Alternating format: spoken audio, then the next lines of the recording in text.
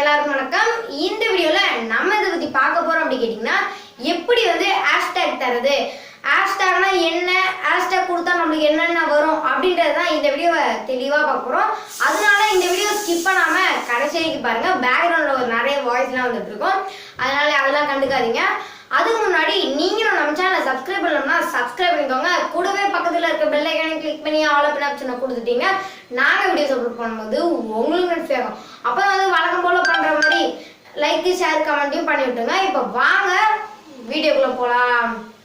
Hashtag எப்படி தரது அப்படின்றத பார்க்கறதுக்கு முன்னாடி அதுக்கு ஹேஷ்டேக் கொடுத்தா நம்மளுக்கு என்னென்ன பெனிஃபிட்ஸ் அப்படின்றத பார்த்துடலாம். என்னென்ன பெனிஃபிட்ஸ் அப்படின்னு கேட்டிங்கன்னா, வியூஸ் அண்ட் சப்ஸ்கிரைபர்ஸை ஈஸியாகவே இன்க்ரீஸ் பண்ணலாம்.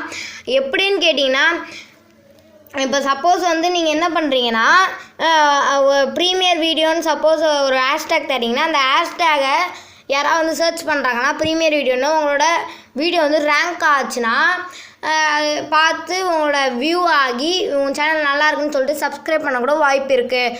அதான் கைஸ் இதோட இந்த ஹேஷ்டேக்கோட பெனிஃபிட்டு. ஓகே கைஸ், இப்போ வாங்க எப்படி ஹேஷ்டேக் தரதுன்றதை பார்த்துட்டு வந்துடலாம்.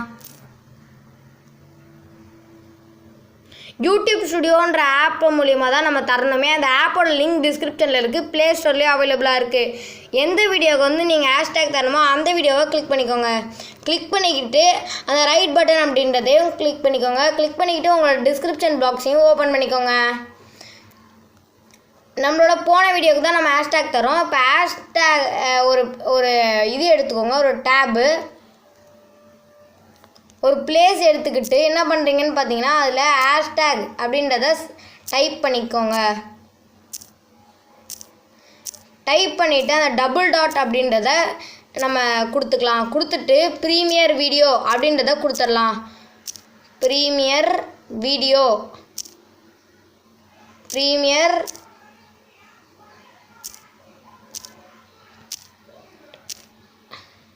ப்ரீமியர் வீடியோ அப்படின்னு கொடுக்கும்போது என்ன பண்ணணும்னு பார்த்தீங்கன்னா, நம்ம வந்து கேப்பே விடாமல் கொடுக்கணும். அப்போ தான் கைஸ் நம்மளோட ஹேஷ்டேக் வந்து கரெக்டாக வந்து இதாகும். அப்புறம் வந்து அதுக்கு ப்ரீமியர் வீடியோவுக்கு முன்னாடி அந்த 1 2 3 ஆப்ஷனை கிளிக் பண்ணிக்கிட்டு அந்த டபுள் ஸ்லாஷ் இருக்கிறத இது கொடுத்துக்கோங்க. கொடுத்துட்டு 2 பக்கமும் கொடுத்துட்டு யூடியூப் அப்படின்றத கொடுத்துக்கோங்க.